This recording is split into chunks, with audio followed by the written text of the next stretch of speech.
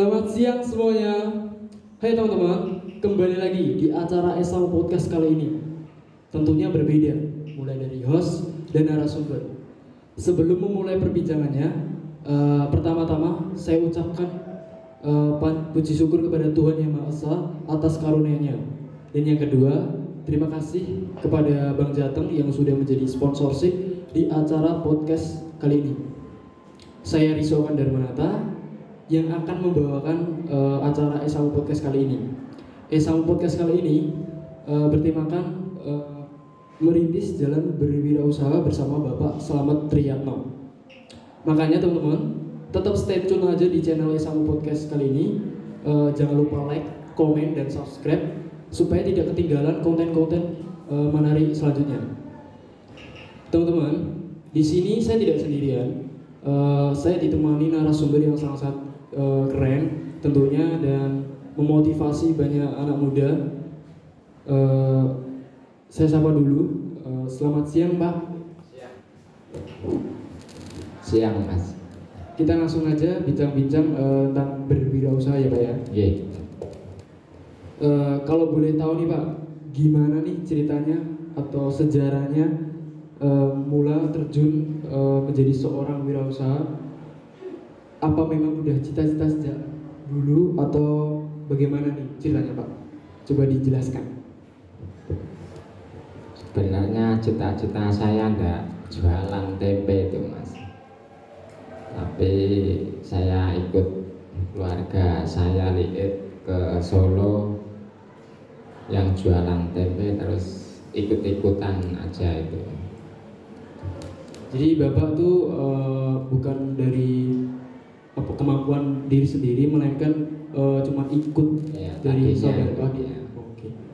Terus saya nanya lagi nih Pak, kapan usaha Bapak ini dimulai Pak? Tahun 1995 mulai jualan. Oh, itu mulai jualan ya Pak ya? Itu ambil dari tempat om saya. Nah, kalau bisa diceritakan nih Pak, perkembangan usaha Bapak selama dari awal sampai sekarang, lika-likunya, enaknya, susahnya, atau lebih banyak susahnya atau sukanya Pak itu? Ya, lebih banyak susahnya tadinya itu. Ya. Faktor yang mempengaruhi susahnya tuh apa ya Pak? Saya sebabnya gitu, apa mungkin persaingan yang ketat atau mungkin dari faktor apa yang lain gitu? Boleh dijelaskan? Susahnya itu ya kadang saingan, kadang lebih murah, atau tempe kan jualannya nggak sama, kadang ada yang murah, ada yang mahal gitu. Tergantung yang jual itu. Terus Bapak nih cara pemasarannya menjadi seorang wirausaha ini gimana Pak? Cara promosinya gitu, atau lewat sosial media atau enggak ke tempat door to door, rumah ke rumah gitu, atau apa udah punya channel nih, misal kalau ada orang yang pesen terus langsung ke rumah Bapak atau gimana cara mempromosikan? Nah, promosinya cuma di pasar tok Mas. Oh, di pasar ya. Dasar itu jualan mangkal. Kalau kendala mungkin selama menjadi seorang wirausaha tempe itu selain yang tadi saingan tuh apa lagi Pak? Kendalanya gitu. Kendala yang gimana? Maksudnya kendala menjalankan usaha wirausaha tempe itu kan tadi Bapak menjelaskan kalau banyak saingan. Nah, selain itu apa? Kendalanya cuaca Mas. Kalau cuacanya dingin jadinya agak susah itu. Tapi kalau cuaca panas ya cepet jadi. Nah, kalau saya pribadi tanya nih Pak, tempe itu kan mempengaruhi faktor cuaca. Kalau cuacanya bagus, misal cuacanya panas, cerah gitu kan, apakah harganya juga naik atau gimana Pak? Masih tetap sama Mas. Tetap sama ya Pak. Nah, untuk sekarang tentang modal Pak, modal pertama Bapak merintis usaha wirausaha tempe itu berapa Pak modalnya? Dari mulai jualan saya cuma ambil tempat om saya, Mas. Berarti tidak modal, cuman ambil ikut jualin aja gitu. Jadi kalau untung dibagi dua gitu ya Pak ya? Ya, Eh, untuk memulai usaha tempe ini yang paling effort, yang paling banyak untuk Bapak semangat tuh support dari mana Pak? Keluarga, teman, atau saudara Pak? Saya support untuk menjadi seorang wirausaha tempe. dari orang tua, Mas. Orang tua ya.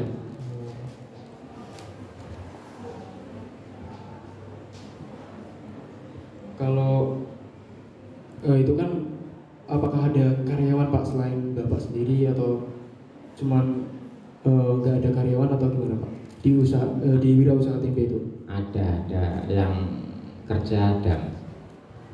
Kalau karyawannya itu berapa Pak? Maksudnya jumlahnya itu berapa? 3. Ya, Oh, dalam pembagian pekerjaan seorang pembuat tempe itu apa saja Pak?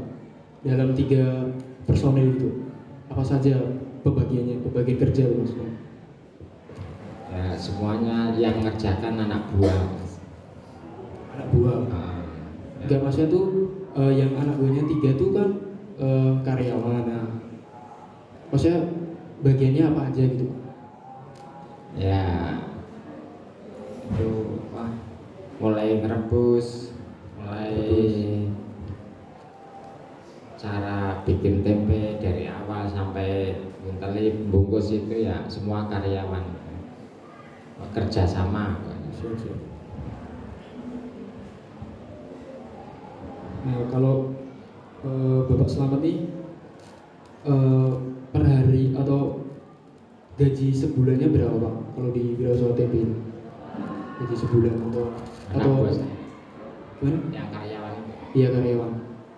ya sekitar 2 jutaan, Mas, 2 juta tuh per minggu atau per bulan? per bulan. Per bulan. Oh, kalau itu nggak dipotong soal makannya di tempat itu atau gaji bersih 2 juta? Gaji bersih, Mas, 2 juta. 2 juta. Nanya lagi Pak tentang apa namanya cara mengatasi saingan tadi Pak. Maksudnya tuh kendala yang dialami oleh Bapak Slamet untuk memulai wirausaha tempe itu kan bersaing ya Pak. Nah, bagikan tips dan trik lah gitu bersaing secara sehat tuh yang kayak gimana? Ya bersaing cara sehat itu ya cuma jaga kualitas saja, Mas, supaya enak terus ini tempe ini. Jadi mungkin bersaing secara sehat mungkin cuma menjaga kualitas gitu ya. Nah, saya mau tanya lagi Pak, memang di lokasi Bapak ini ada berapa pembuat usaha tempe selain Bapak? Tempat saya yang saya tinggali ada 5 ya, 5. 5. Itu semua tadinya yang ikut saya, yang tempat kerja saya. Jadi awal mula tuh karyawan tuh dari Bapak, terus habis itu udah kelama-lamaan jadi ikut jualan gitu atau enggak buka usaha sendiri gitu. Iya. Sekarang saya mau tanya Pak, yang namanya berwirausaha kan pernah mengalami kegagalan atau enggak keberhasilan. Nah, Ya. Bapak nih cara apa namanya bangkit dari kegagalan tuh gimana Pak? Kan ya namanya berwirausaha kan pernah rugi atau untung ya Pak. Nah, kalau ruginya tuh cara mengatasinya gimana gitu kegagalannya? Ya kalau gagal cara mengatasinya ya harus sabar, terus diulangi lagi. Kalau rugi itu kadang udah biasa, kalau jualan itu kadang sok rugi sok bati gitu. Nah, kedepannya mungkin Bapak punya ide atau enggak? Maksudnya tuh dalam arti inovasi, menciptakan inovasi dari tempe. Kan kalau itu kan bahannya kedelai Pak ya. Nah, kedelai menjadi tempe. Nah, kalau Bapak kedepannya punya inovasi nggak yang menjadi tempe itu bisa apa namanya? Maksudnya tuh tempe nggak menjadi apa namanya, jualnya tuh nggak di situ doang gitu. Jadi kayak tempe tapi diinovasi di makanan yang terbaru gitu. Yang banyak itu. Iya, banyak ya Pak.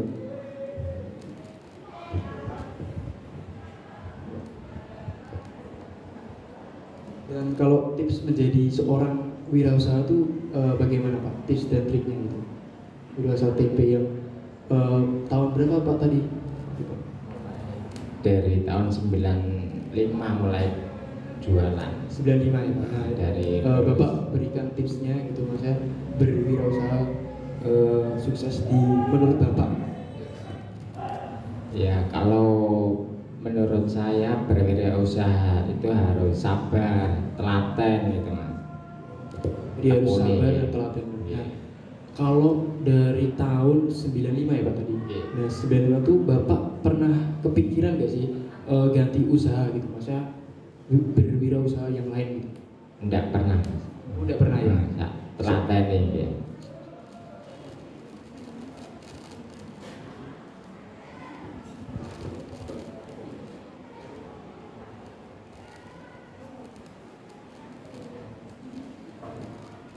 Terus yang terakhir nih Pak, saya mau nanya soal apa namanya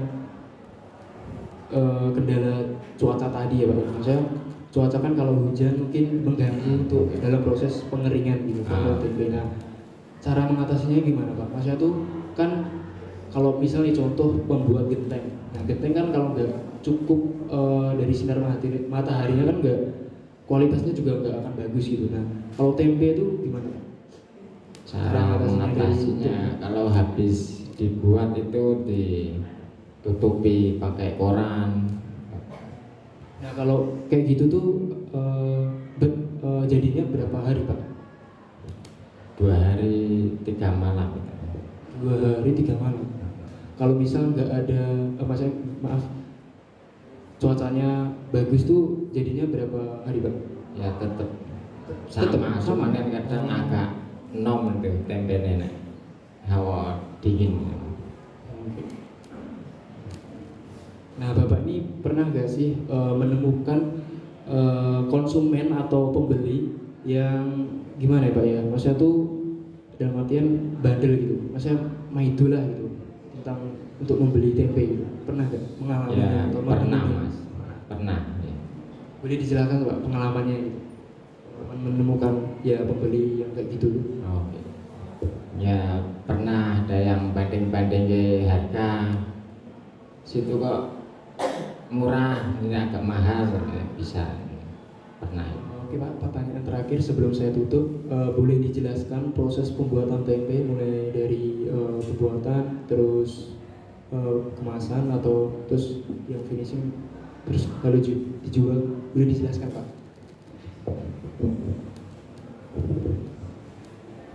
Saya mulai jualan tempe dari tahun 1995. Waktu itu saya lulus SMP. Sebenarnya saya ingin sekolah lagi, tapi orang tua saya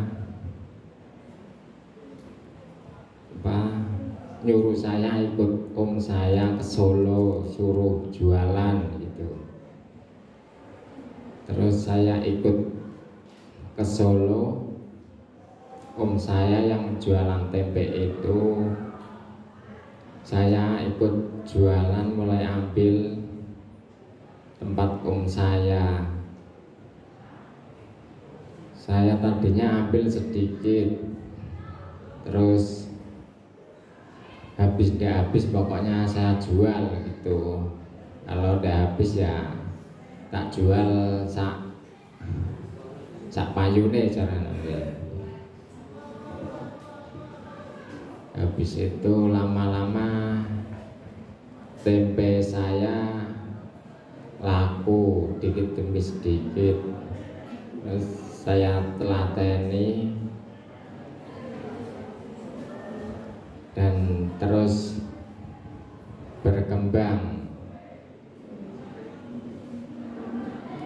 dan waktu itu harga kedelai masih murah, jadi agak ringan jualnya, nggak terlalu mahal. Setelah itu saya ngontrak sendiri di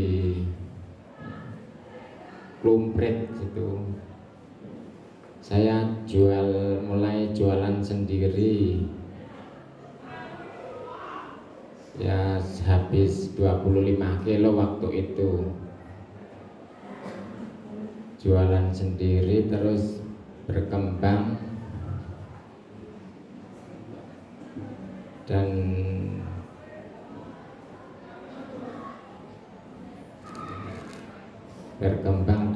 saya kembangkan lagi. Saya kalau ada pesanan disuruh nganter ke warung, saya antar, walaupun itu sedikit saya telateni. Terus lama kelamaan dari tangga terus ngomong ambil tempe tempat Bapak Slamet saja gitu. Terus lama kelamaan pada ikut beli, dan sekarang alhamdulillah sudah banyak langganan yang ambil tempat saya, yaitu di daerah belakang kampus UNS niku, di warung-warung niku.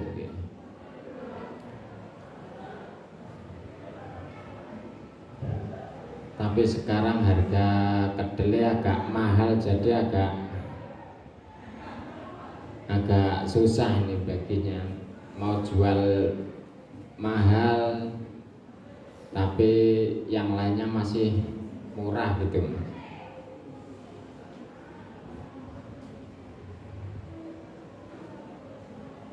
Jadi solusinya ya harus sabar dulu kalau harga kedelai mahal kayak gini, Mas.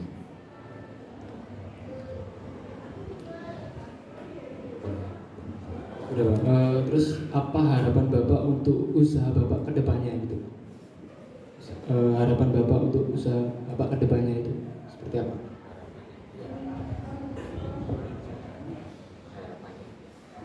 Ya harapan tuh maksudnya jangka panjangnya gitu loh Pak. Maksudnya ya cita-cita mungkin supaya tempenya tuh bakal kayak gini tuh jangka panjangnya Bapak maunya kayak gimana? Jangka panjangnya ya tempe saya itu supaya tetap laku, terus harus jaga kualitas dan sabar. Mungkin ada tambah lagi atau cukup Pak? Cukup. Oke. Oke teman-teman. Jadi kesimpulannya mungkin jadi berwirausaha tempe itu mungkin harus mempunyai sifat yang teladan, sabar dan jujur mungkin. Makanya kita harus banyak belajar dan harus ambil pengalaman untuk orang yang terlebih dahulu terjun di wirausaha.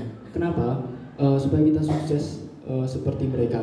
Dan teman-teman jangan lupa teman-teman untuk menyaksikan Esamo Podcast episode selanjutnya, dan jangan lupa like, komen, dan subscribe. Bila saya ada salah kata dalam membawakan acara, saya mohon maaf sebesar-besarnya. Dan selamat siang dan selamat beraktivitas.